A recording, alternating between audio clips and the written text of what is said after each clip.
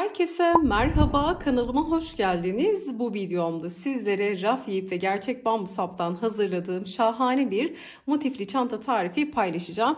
Hemen şöyle modelimizi yakından sizlere göstermek istiyorum. Kare motifler hazırlayacağız. Bakar mısınız? Böyle ayakta durabilen de bir çanta, kalıp gibi bir çanta oldu. Çünkü raf ipi 2 kat kullandık. Bakın içi bu şekilde. Oldukça derin bir çanta. Yani günlük kullanıma uygun, orta boydan birazcık daha büyük bir çanta oldu diyebilirim. Ama sizler burada bakın ben 14 tane motif kullandım ve 3 sıra ördüm motifimi. Bunu örneğin plaj çantası olarak hazırlamak istiyorsanız motif sıra sayısını artırarak çantayı daha büyük bir hale getirebilirsiniz. Ben önde ve arkada ikişer motif kullandım. Bunu üçlü yapabilirsiniz, dörtlü yapabilirsiniz. Tabandaki motif sayısını, yani sayıyı artırarak, motif sayısını da artırarak çantayı istediğiniz boyutta hazırlayabilirsiniz. Gerçekten çok güzel oldu. Bakın şöyle tabanını da göstermek istiyorum. Şahane bir çalışma oldu. Çok da keyifli ilerliyor. Böyle bir günde falan çok rahatlıkla örebileceğiniz bir çanta oldu. İçerisine astarlama yapmadım. Yazlık bir çanta olduğu için isterseniz içerisine astar yapabilirsiniz ya da torba düzenleyicilerle de kullanabilirsiniz. Ağız kısmında kapatma vesaire yapmayı düşünmüyorum ama isterseniz sizler dediğim gibi daha farklı aksesuarlar kullanabilir, astarlama yapabilir.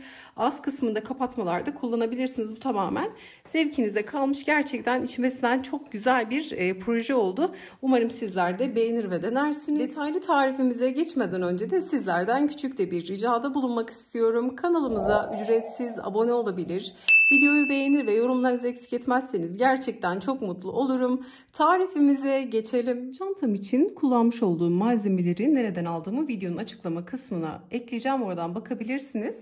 Burada 100'er gramlık örümü oldukça yumuşak bir raf ip kullandım. Bakın burada 4 tane rengimiz var. 4 renkten birer yumak kullandım. 100 gramlık ama ipimiz artıyor. Bunu da belirtmekte fayda var. Bakın şu arada kullandığım, hep bütün motiflerde kullandığım temel renktense 2 yumak kullandım. Yani toplamda 6 yumak kullanarak çalışmamızı hazırlıyoruz. Renkli olan iplerdense bir miktar ipimiz artıyor. Burada kullandığım tığ numaram 5,5 milim. Sizler kendi ipinize göre, örmenizin sıklığına, gevşekliğine göre kendi tığ numaranızı belirleyebilirsiniz. Şimdi ben şöyle kabaca bir çizim yaptım bakın. Toplamda 14 tane motif hazırlayacağız ve 4 rengimiz var. Bakın şu zemin rengi, hepsinde kullandığım böyle kese kağıdı rengi diyebileceğim açık bir renk kullandım. Mavi tonu, turkuaz, sarı ve kırmızı renk kullandım. Şimdi kırmızıdan 4 tane motif, turkuazdan 3 motif, sarı renkten 3 motif, maviden 4 motif hazırlayacağız. Şimdi dördüncüsünü birlikte öreceğiz. Bakın renk dizilimimiz de bu şekilde. Şöyle durdurup ekran görüntüsü alabilirsiniz. Şimdi çantayı örmeye başladığımızda bunu rahatlıkla kavramış olacaksınız. İsterseniz dediğim gibi bu aşamada durdurup ekran görüntüsü alabilirsiniz. Şimdi mavinin 4. motifini öreceğim. Bakın 2 ipi bir araya getirerek örgümüzü hazırlıyoruz. Kare motifler yapıyoruz. Şimdi 2 ucu eşitledim. Sihirli halka ile başlangıç yapıyorum. Aramızda yeni başlayanlar varsa sihirli halka nasıl yapılır? Daha önceden detaylı videosunu paylaşmıştım. Videomuzun açıklama kısmına linkini ekleyeceğim. Oradan tıklayarak ulaşabilirsiniz. Sihirli halka yapmak yerine 4 ya da 5 zincir çekerek de başlayabilirsiniz. Hangisi kolayınıza geliyorsa, ama sihirli halka yapmak hem ortada boşluk bırakmıyor hem de yapımı oldukça kolay. Şimdi sihirli halkayı oluştururken bir tane zincir çekiyorum. Şimdi bu bir zinciri 2, 3'e tamamlıyorum. Tığıma doladım. Halkamın içerisine geliyorum. Bu noktadan ilmek çıkardım. 3 ilmek var. Doluyorum. İkisini birlikte. Tekrar doladım. İkisini birlikte örerek ikili trabzan hazırlıyoruz. Tekrar tığıma doluyorum. Halka içerisine batıp yine ilmek çıkararak ikili trabzanımı tamamlıyorum. Baştaki 3 zincirde yine trabzan kabul edeceğiz. Baştaki zincirle beraber 1, 2, 3 tane trabzan oldu. Köşe için sadece bir zincir kullanıyoruz. Tekrar doluyorum ve halkamın içerisine 3 tane ikili trabzan örüyorum. 1, 2, 3. Tekrar köşe için bir zincir. Tığıma doluyorum. Halkamın içerisine yine 3 tane ikili trabzan örüyorum. Örümü gerçekten çok kolay. Mutlaka bu raf iplerle tanışmanızı tavsiye ederim. Bir zincir. Tekrar halkama gelip yine 3 tane ikili trabzan örüyorum. Şimdi toplamda 4 tane grup olacak. Üçlü trabzanlardan. Bakın 3 trabzan, 1 zincir, 3 trabzan, 1 zincir, 3 trabzan, 1 zincir ve 3 tane trabzanla tamamladık bu noktayı. Şimdi 4 tane grubumuz oluştu. Son üçlü grubu ördükten sonra zincir çekmiyorum. Burada sihirli halkadan kısa kalan ipi kontrollü bir şekilde bir anda çekerseniz kopabilir. Çünkü raf ipi olduğu için kontrollü bir şekilde ortada boşluk kalmayacak çekebildiğim noktaya kadar çekiyorum. Sonra bakın sihirli halkadan kalan ipi çektim. Şimdi baştaki bakın burada zincir çekmiyoruz. Bitişi sık iğne ile yapacağız ki hep aynı köşede kalıp bitiş ve başlangıcı aynı noktada tutalım. Şimdi baştaki 1 2 3. zincire batıyorum. Kısa ipi gizleyerek örmek istediğim için tığ üzerinde tutuyorum. Bu noktadan ilmek çıkardım. 2 ilmek var, doluyorum. İkisinin içerisinden geçirerek sık iğne ile bu köşedeki bir zincirlik boşluğu elde etmiş oluyorum. Şimdi 3 zincirle yukarı çıkıyorum. Tığıma doladım. Sık iğne ile elde etmiş olduğum bu boşluğun içerisine batarak buraya bir tane trabzan hazırlıyorum. Şimdi köşeleri 2 kullanacağız. Buradaki zinciri de trabzan kabul ettik. 1 2 trabzan oldu ilk boşluğumuzda. Örneği yarım hazırlıyoruz. Bitirirken diğer yarısını da örüp sırayı tamamlamış olacağız. Tığıma doluyorum ve baştaki bakın 3 zincirin olduğu nokta, hemen tekrar aynı boşluğa 3. zincirin içerisine geliyorum. Yine kısa ip tığ üzerinde. Bu noktadan ilmek çıkardım.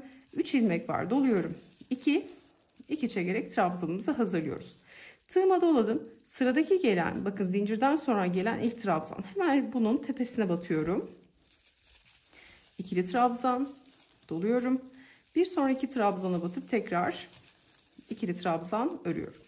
Doladım ve köşedeki bir zincirlik boşluğa geldim. Hemen bir zincire 2 tane ikili trabzan örüyorum. 1 ve 2. Köşe olduğu için bir zincirde olduğum için tekrar bir zincir çekip tığıma doluyorum ve aynı boşluğa 2 trabzan daha örüyorum. 1 ve 2. Doluyorum. Bu arada 3 tane trabzan var. Her birinin tepesine bir tane batarak ikili trabzan öreceğim. Kısa ipi de gizleyebildiğim noktaya kadar gizliyorum ki sağlam olsun. Açılma olmasın. Şimdi 3 tane trabzan üzerine tekrar birer tane trabzan örüyorum. Doladım ve köşedeki bir zincire geldim. Hemen bu noktaya 2 tane ikili trabzan, tamamen ikili trabzan çalışıyoruz. Tekrar bir zincir, aynı boşluğa 2 tane ikili trabzan. Bu aşamada eğer çok hızlı ördüğümü düşünüyorsanız videoyu yavaşlatabilir ya da tam tersi hızlandırarak da seyredebilirsiniz. Klasik bir kare motif çalışması yapıyoruz. Doluyorum. Şimdi tekrar burada 3 tane trabzan üzerine trabzan, bir zincire geldiğimde 2 trabzan, bir zincir, 2 trabzan. Yine trabzanları gördüğümde her birine bir trabzan çalışarak hemen şu ilk başladığımız bitiş ve başlangıç noktasına kadar geliyoruz. Sıra sonuna geldik. Bakın buradaki 3 tane trabzan üzerine de 3 tane trabzanımızı böyle örmüş olduk. Şimdi sık iğne ile oluşturduğumuz bir zincirlik boşluğun içerisindeyiz. Burada örneğin yarısını yapmıştık. 3 zincir ve bir tane trabzanda, burada 2 tane trabzanımız var. Şimdi aynı boşluğa gelip kalan 2 tane ikili trabzanı da örüyorum. 1 2. Şimdi bir zincirlik boşluğum eksik. Bunu da birleştirerek yapıyorum. Baştaki 1 2 3. zincirin şöyle içine batıyorum. İlmek çıkarıp sık iğne.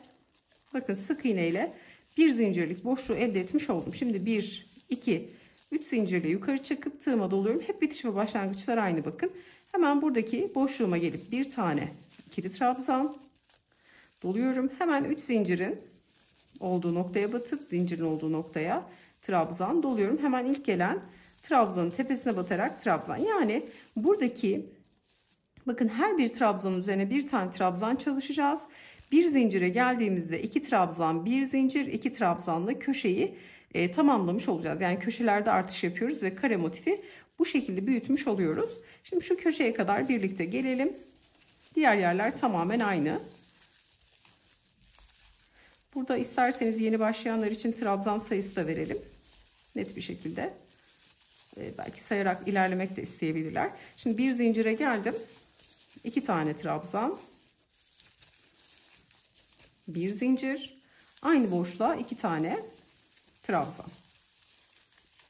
Sonra doluyorum. Bakın ilk trabzandan itibaren hiç atlamadan her bir trabzanın tepesine batarak bir tane ikili trabzan örüyorum. Örümü de çok kolay. Raf iple değil, kağıt iple yapabilirsiniz, makromelerle yapabilirsiniz, penye iplerle yapabilirsiniz. Hangisi hoşunuza gidiyorsa istediğiniz iplerle, koton ipleri karıştırabilirsiniz. Tamamen zevkinize kalmış. Şimdi şurada sayıyı söyleyeceğim. Bakın 3 trabzan, köşelerde 1 zincir, 3 trabzan. 3 trabzanı 2, 4, 6, 7'ye çıkarıyoruz. 7 trabzanı sonra 2, 4, 6, 8, 10, 11'e çıkartıyoruz.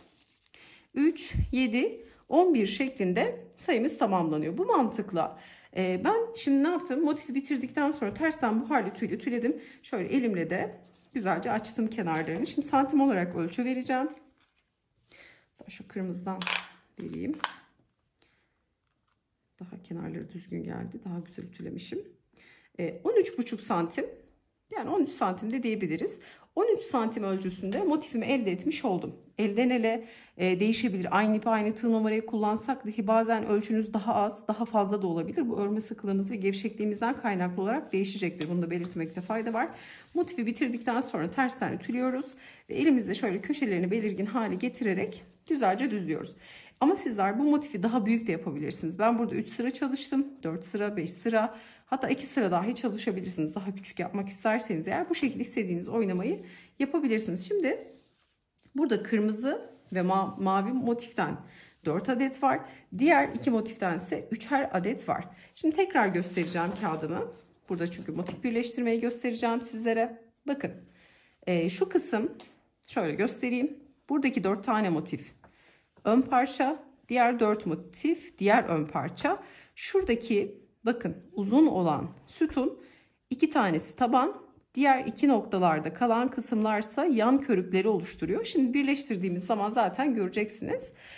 Motif renk dizilimi bu şekilde. Ama sizler renklerin sayılarıyla oynayabilirsiniz. Renkleri karıştırıp değiştirebilirsiniz. Hangisini hangi sayıda yapmak istiyorsanız, renkleri nasıl bir araya getirmek istiyorsanız istediğiniz şekilde renkleri bir araya getirebilirsiniz. Ben birbirine değmeyecek şekilde bu şekilde dizilim yaptım. Dediğim gibi bunu ben kendime göre hazırladım. Sizler renkleri daha farklı şekilde de yerleştirebilirsiniz. Sayıları da yine kendinize göre ayarlayabilirsiniz. Şimdi motifleri birleştirmeyi sizlere göstereceğim. Birleştirmeyi göstermeden önce de hemen motifimin bitiş şeklinde göstermek istiyorum. Bakın son noktaya geldik. 2 tane trabzan ördük. Şimdi bu noktada bir tane zincir çekip örgümüzü, yani ipimizi burada bir şöyle 5-10 santim kadar bırakıp kesiyorum. İlmeğimden direkt çıkartıyorum. Sonra şuradaki baştaki 3 zincire dokunmadan ilk ördüğüm trabzanın tepesine arkadan öne doğru battım. Kısa ipi önden arkaya aldım. Sonra zincirin olduğu noktaya, bakın son çektiğim zinciri ipin geldiği noktadan batıp ipi buradan geçiriyorum. Ve bu nokta böyle başak başak görünmüş oluyor. Sonra hemen ne yapıyorum? Bırakmıyorum. 3 zincirin olduğu şöyle arka boşluktan batıyorum. İlmeği buradan aldım. Bir ilmek oluşturdum ve kısa ipi bakın ilmeğin içinden geçirip burada bir zincirle kilit yapmış oldum ki açılmasın. Sonra trabzanların arkasından ipi güzelce gizlemiş oluyoruz. Fazla kalan ip olursa da kesip çıkartabilirsiniz ama mutlaka böyle sağlam bir şekilde gizlemekte fayda var ki açılma vesaire olmasın. Sonra bunu ütülüyoruz dediğim gibi. Ütüledikten sonra bu hale geliyor. Şimdi hemen birleştirmeyi göstermek istiyorum. Şimdi burada bakın şablonuma göre burada çizdiğim kutulara göre motiflerimi yerleştirip birleştirmesini yapacağım. Şimdi bütün motiflerde kullandığım zemir rengi dediğim rengi 2 kat yapıyorum. Bakın 2 aynı rengi aldım. Yine motifleri ördüğüm tığ numarasıyla ilerliyorum. 5,5 milimle yine motifleri ördüğüm tığla devam ediyorum. Burada sık iğne ile birleştirme yapacağım ama sizler etamin iğnesiyle dikiş yapabilirsiniz. Daha farklı birleştirme yöntemleri kullanabilirsiniz. Bu tamamen zevkinize kalmış. Şimdi burada başlangıçta hemen şöyle bir zincirle bir ilmek oluşturuyorum. Sık iğneler düz kısımdan görünsün istiyorum. İsterseniz tersten de birleştirebilirsiniz. Nasıl istiyorsanız. Şimdi şu iki motifi şöyle üst üste kapatacağım. Önce uzunlamasına şöyle ortadan hemen bakın şuradaki şablondan da göstereyim. Önce ortadan motiflerimi birleştireceğim. Sonra bu kısa kenarları birleştirerek çantayı bir bütün haline getireceğim. Bakın şu uzun sütun olan noktada taban ve yan körükler var. Bunları çantayı sık iğne ile, tamamen sık iğne tekniğiyle bir bütün haline getireceğim. Sizler dediğim gibi daha farklı, yani kolayınıza gelen farklı yöntemleri de kullanabilirsiniz. Şimdi burada bakın motifleri ters yüzleri iç içe bakacak şekilde kapattım. Düz kısımları dışarıda. Şimdi bir zincirli ilmeğimi oluşturdum. Bir zincirlik boşluğa batıyorum. Hemen bir tane sık iğne örüyorum. Sonra gelen ilk trabzanın tepesine batıyorum. karşı parçadaki trabzanın da gelen ilk trabzanın da tepesine batıyorum. Zincirden sonraki buradan ilmek çıkardım ve sık iğne örüyorum. Bunu da yaparken böyle çok sıkı sıkı yapmıyorum. Çünkü motifleri ütüledik. Eğer çok sıkı yaparsanız kasma yapar. Mutlaka örgünün ayarında olmasına dikkat edin. Sıradaki trabzana batıyorum ve bir sonraki trabzana batıp tekrar sık iğne. Şimdi her bir trabzana karşılıklı batarak sık iğne örüyorum. Bakın hiçbir zorluğu yok. Gerçekten çok çok kolay. Yani bu yöntem bana kolay geliyor, sık iğne ile birleştirmek. Hem de güzel bir görüntü oluyor. Ama sizler gözünüze hoş gelen istediğiniz yöntemi kullanabilirsiniz. Hatta motiflerin son sıralarını örerken de birleştirebilirsiniz. Hangisi dediğim gibi kolayınıza geliyorsa onu yapabilirsiniz. Şimdi bu kısmı kesmiyorum ki diğer motife geçmeyi de göstermek istiyorum. Trabzanlara karşılıklı batarak sık iğne örerek birleştiriyorum. Şimdi geldim bir zincirlik boşluğa. Bir zincire geldiğimde hemen bir tane sık iğne örüyorum. Sonra bir tane zincir çekiyorum. Ve bakın ne yapacağım? Tekrar şablonu kontrol ediyorum. Kırmızı buraya, mavi buraya. Bir zincir çektim. Diğer iki motifi de alıyorum hemen. Bir zincirden sonra geliyorum. Karşılıklı bir zincirlik boşluklara batıp sık iğne. Sonra gelen trabzanları da karşılıklı batarak hemen tepe boşluğunu buluyorum. Karşılıklı sık iğne. Bakın oldukça kolay. Bu şekilde ilerleyeceğiz. Hemen şöyle açıp göstermek istiyorum.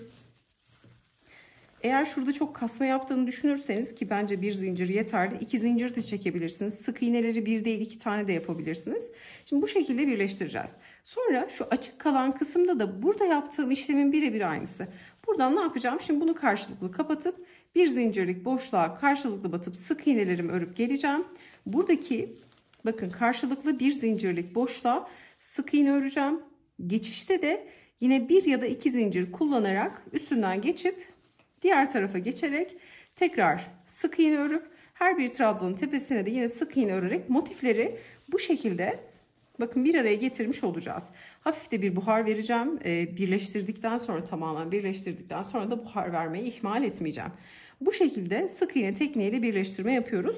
Kesişen noktalarda dediğim gibi değişen hiçbir şey yok. Yine karşılıklı bir zincirlik boşluklara sık iğne.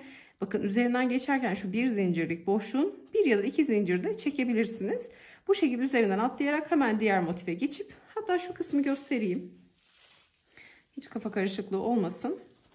Bakın şuradaki şöyle son trabzana batıp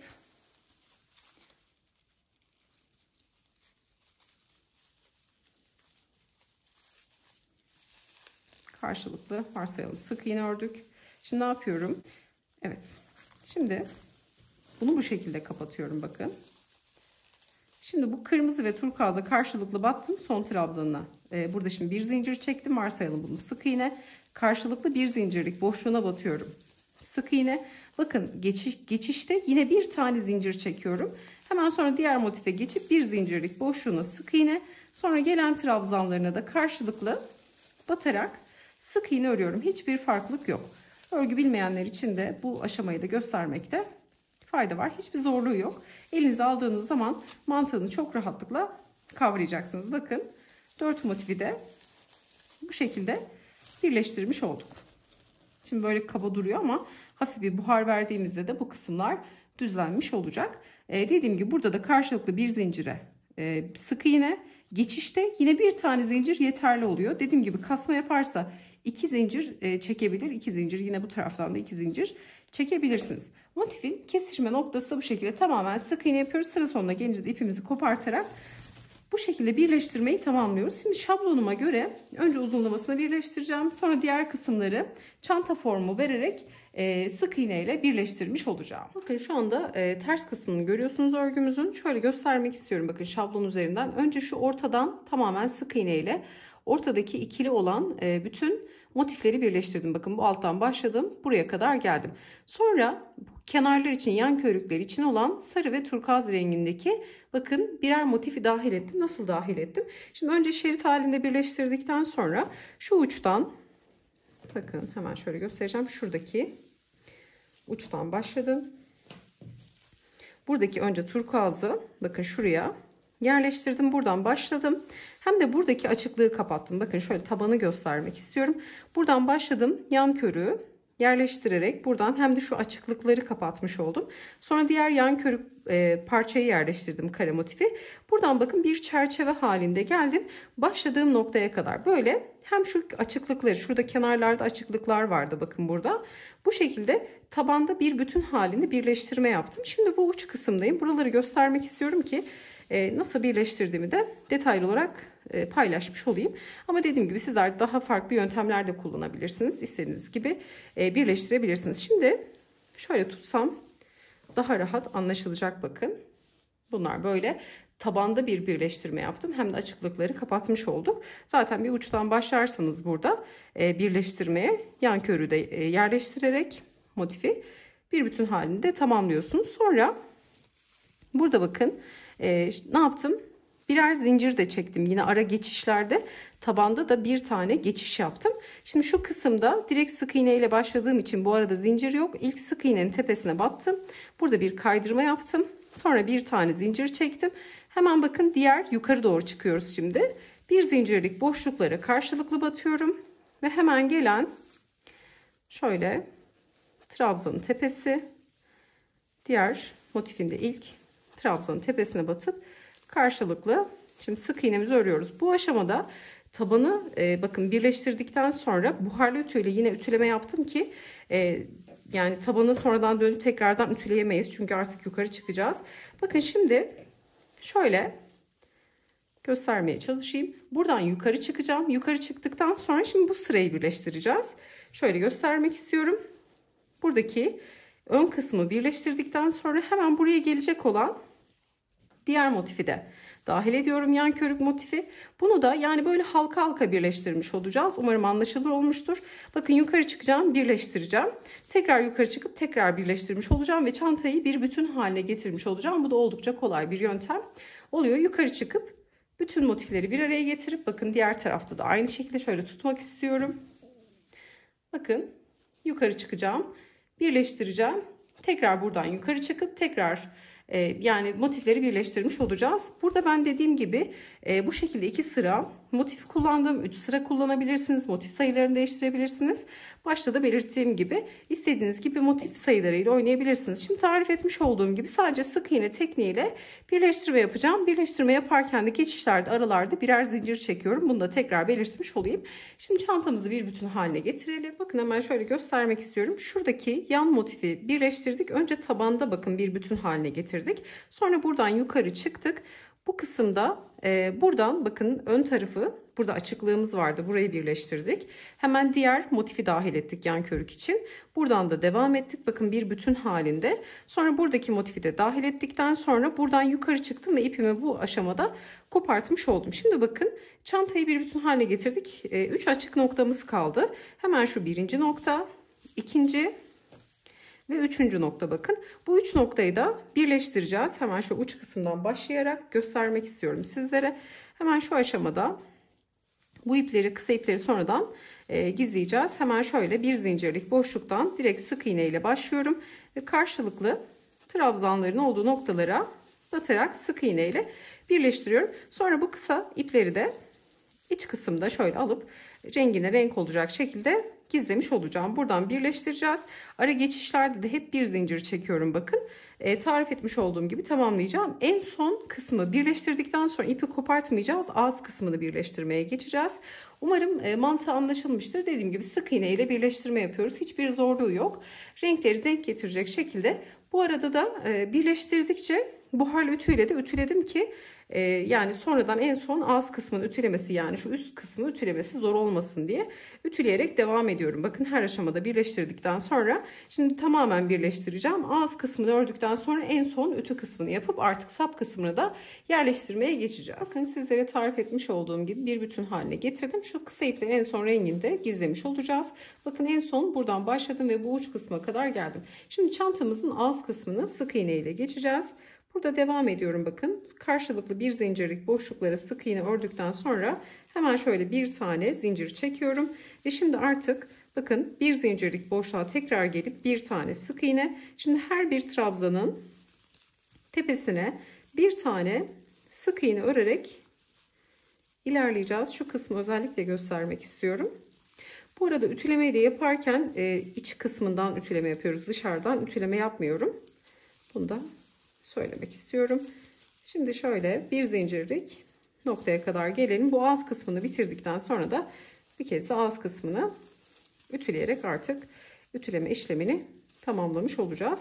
Ütülemekten korkmayın çünkü iki kat raf ip olduğu için herhangi bir bozulma olmuyor. Hatta ütülendiğinde daha da güzel bir doku alıyor. Şimdi geldim buradaki bir zincirlik boşluğa bir tane sık iğne örüyorum. Hemen şu geçişte bakın arada iki boşluğa da batıp bir tane sık iğne, sonra hemen yani şu birleştirdiğimiz noktaya da bir tane sık iğne denk getiriyoruz ve sonra kısa ipi de gizleyerek hemen gelen bir zincirlik boşluğa sık iğne örüp sonra gelen her bir trabzanın tepesine bir tane trabzan örerek ilerliyorum. Sizler dediğim gibi uygun boşluğa batarak da geçişinizi yapabilirsiniz. Ben burada bir tane sık iğne ördüm. 2 de yapabilirsiniz. Şimdi bu şekilde bir sıra tamamen sık iğne ile başladığımız noktaya kadar geliyoruz. Ağız kısmını bu şekilde tamamlayacağız. Ben şimdi bir sıra sık iğne ördükten sonra kaydırma da yapacağım. Şimdi hemen onu da sizlerle paylaşmak istiyorum. Sonuna geldim. Buradaki bir zincire battıktan sonra hemen birleştirme noktasındaki sık iğnenin olduğu şu iki çizgiye batıyorum. Buraya bir tane sık iğne örüyorum. Sonra ilk başladığım hemen sık iğneden başlıyorum kaydırma yapmaya. Bakın hemen sıradaki gelen sık iğneye batıyorum. Tepe boşluğuna ilmek çıkarttım. Kaydırma yapıyorum. Batıyorum sıradaki sık iğneye. İlmek çıkardım ve bekleyen ilmeğimden kaydırıyorum. Bu kaydırma sırasından sonra da bakın sıra sonuna geldiğimde ipimi kopartacağım. En sonunda ağız kısmında buharlı ütüyle ütüleme yapıp çantayı bitireceğiz. Şimdi hemen sap kısımlarını örmeye geçelim. Çantam için böyle hazır bir bambu sap kullanacağım. Yine raf ipleri satın aldığım yerden aldım bambu sapları da. Bunlar gerçek bambu saplar. Bakın şöyle yakından göstermek istiyorum. Yine bu ürünlerin tamamında yine Aksa Örgü Butik'te bulabilirsiniz. Şöyle sapın uzunluğunu söyleyecek olursam 13 santim. Bakın uzunluğu şöyle geniş kısmında söyleyecek olursam bu da yaklaşık bir 15-16 santim ölçüsünde. Bu aşamada ben bir tanesini yerleştirdim. Şimdi çantanın boyutunu da söylemek istiyorum. Tabandan başlayarak taban ölçüsü bakın kenar sık iğne ile beraber taban boyu 28 santim. Şöyle enini söyleyelim. Eni 15 santim. Çantamızın boyu da 26-27 santim ölçüsünde diyebiliriz. Boyu da bu şekilde. Ağız kısmının şöyle genişliğini de söyleyecek olursam bu da yaklaşık 36 santim ölçüsünde. Şimdi sapı örüp yerleştireceğim. Bunun için de 3,5 milim tığ kullanacağım. Şimdi artık ipi tek kat olarak kullanıyorum. Bakın yine zeminde kullandığım rengi kullanacağım. Bir zincirle başlangıcımı yapıyorum. Bakın ilmeğimi oluşturdum. Şimdi sapı alıyorum. Sapın şu kısmını böyle sık iğnelerle dolduracağım. Batıyorum direkt. İlmek çıkardım. Kısa ipi de araya alarak şöyle ilk sık iğneyi örüyorum. Şimdi ben diğer sapa 20 tane sık iğne ördüm bu kısma. Sizlerde bu sayı daha farklılık gösterebilir. Daha az, daha fazla da olabilir. Böyle kaplayacağım bu kısmı. Bakın sık iğnelerle daha rahat montaj yapabilmek için bu şekilde bu kısma sık iğne örüyorum. Örgü yani sık iğneyi tamamen ayrı bir bütün parça halinde örüp ikiye katlayıp bu şekilde de monte edebilirsiniz. Ya da daha farklı saplar da kullanabilirsiniz. Ya da yine kendi ipiyle, çünkü kendi ipi de zemin rengi de diğer renklerden de ipler artıyor. Kendi ipiyle de yine örgü saplar da yapabilirsiniz. Ama ben bu tarz rafya çantalara gerçek bambu sapları çok yakıştırıyorum. Çantaya bambaşka bir hareket katıyor. Şimdi şöyle saymadım tabi. Tekrar sayacağım. 2, 4, 6, 8, 10, 12, 13, 14, 15. Şöyle birazcık ileri taşıyacağım.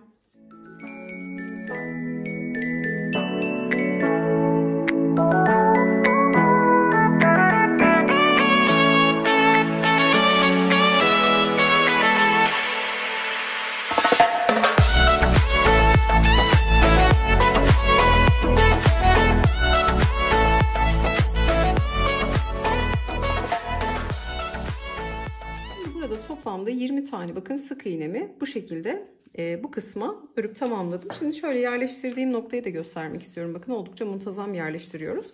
Şimdi bunu şöyle yerleştireceğim noktadan bakın sık iğne kısmı düz kısmı bize bakacak şekilde hemen şu kaydırmaların tam orta kısmına batarak yerleştireceğim. Bakın şu kısımlara batarak yerleştireceğim.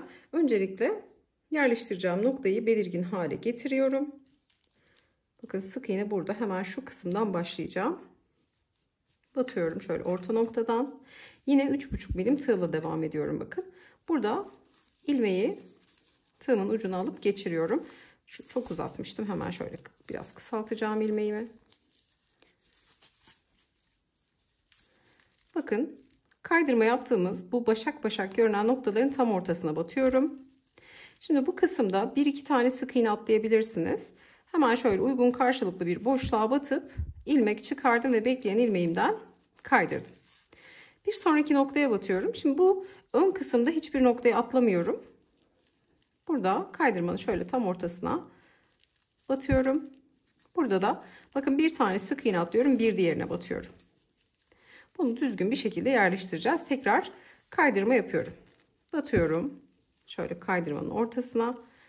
Yine bakacağım. Şöyle bir boşluk bırakıp bakın sapta ördüğüm sık iğneden atlıyorum. Buradaki ön kısımdan atlama yapmıyorum. Böyle bir tane sık iğne atlayarak sapı düzgün bir şekilde yerleştiriyorum. Dengeli olmasına dikkat edelim. Şöyle tekrar kontrol edeceğim. Bakın kaydırma yaparak sıra sonuna kadar geleceğim. Buradaki son noktaya da batıp kaydırmamızı yaptıktan sonra ipi bir miktar kesip içeride de gizleyerek sabitlemiş olacağım ve bakın bu şekilde muntazam bir yerleştirme yapmış oluyoruz. Bu sapı da böyle kolaylıkla yerleştirebilirsiniz. Bu da güzel bir teknik oldu. Şimdi çantamızı tamamen bitirelim. Tarif etmiş olduğumuz gibi. Çantamızı en son sapımızda yerleştirerek tamamlamış olduk. Çantayı isterseniz astarlama yapabilirsiniz. Daha farklı çanta sapları kullanabilirsiniz. Bu tamamen zevkinize kalmış. Bu haliyle kullanıma hazır. Gerçekten çok güzel bir çanta oldu. Yaza yakışır. Harika bir proje oldu. Umarım sizler de beğenir ve denersiniz. Yapacak olanlara şimdiden kolaylıklar diliyorum. Videomuzu beğenmeyi, yorum bırakmayı, kanalımıza abone olmayı unutmayın. Bir sonraki videoda görüşünceye dek hoşça kalın.